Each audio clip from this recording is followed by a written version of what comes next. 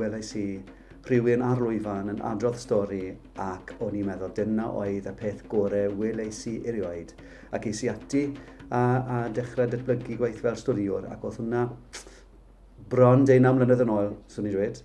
Ac erbyn hyn wy'n storiwr llawn amser a huna'r gyflogedig yn gweithio mewn prifysgolion, gwyliau, theatrau a'r ymenyn hunan gyda gai tystiad eraill.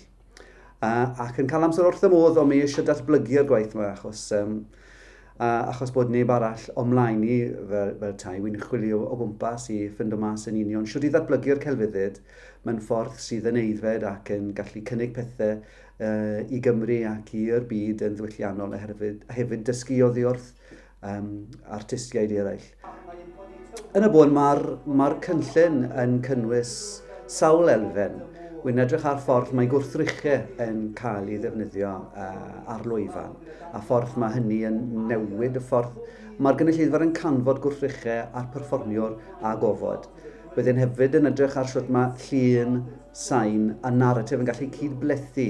A sut mae'r elfennau yn gallu gweithio gyda'i gilydd a sut maen nhw'n rhannu'r gofod rhwng y gynulleidfa. Nid ar lwyfan mae grefft o weid storis yn digwydd, ond rhwng a perfformwyr a'r gynulleidfa sydd yn elfen sydd heb i edrych arno fe'n fanwl iawn.